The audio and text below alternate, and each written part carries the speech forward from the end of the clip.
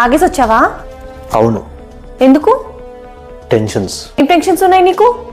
మా మగాళ్ళకి అడుగడుగున్న టెన్షన్, పెళ్లి సంబంధం రాదనే టెన్షన్, పెళ్లి అయ్యాక టెన్షన్, వంట వస్తుందో రాదో అనే టెన్షన్, వండింది తినచ్చా లేదా అనే టెన్షన్, బర్త్డేకి గిఫ్ట్ ఇవ్వాలంటే టెన్షన్, ఆ ఇచ్చిన గిఫ్ట్ నచ్చుతుందో లేదో అనే టెన్షన్, భార్యలకు బంగారం కొనియాలంటే టెన్షన్, ఒకవేళ కొనిలేని పరిస్థితుల్లో ప్రాణాలు నిలుపుకోవాలంటే టెన్షన్, వెళ్ళే బారుకి టెన్షన్, తాగే బీరుకి టెన్షన్, తాగిన మగాడు ప్రశాంతంగా ఇంటికి రావాలంటే టెన్షన్, క్రికెట్ చూడాలంటే టెన్షన్, ప్రశాంతంగా పడుకోవాలంటే టెన్షన్, మగాడికి పెళ్ళైన దగ్గర నుంచి చచ్చిన దాకా టెన్షన్ టెన్షన్ టెన్షన్. జాకెట్ ముక్కల నుంచి మటన్ బొక్కల దాకా రేట్లు పెంచుకుంటూ పోతుంటే మగాడు ఏ బార్లోని పడుకోవాలి సార్? అంటే టెన్షన్స్ లేకుండా ఈ ప్రపంచంలో ఏ మొగుడు ఉండడా మీ ఉద్దేశం? ఉండడు సార్. ఒక మొగుడికి భయం బ్లూ డ్రమ్ అంటే ముక్కలై డ్రమ్ములో ఎక్కడ ఉండాల్సి వస్తుందో అని. ఒక ప్రేమికుడికి భయం లవ్వర్ అంటే వ్యాలంటైన్స్ డే వీక్లో ఎంత గుంజుతుందో అని. ఒక కొడుకుకి భయం తల్లి అంటే నువ్వు పెళ్ళైనాక మారిపోయావురా అంటదేమోనని.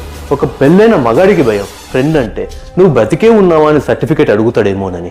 ఒక కొడుకు, మొగుడు, ప్రేమికుడు రోజంతా సగం టెన్షన్స్తో చేస్తూ ఉంటే మిగిలిన జీవితం ఏమని గడపాలి సార్? వీళ్ళతో తాగకుండా ఉండగలరా? ఉండలేరు. ఇలాంటి వాళ్ళందరినీ చూసే నా గుండె రగిలిపోయింది.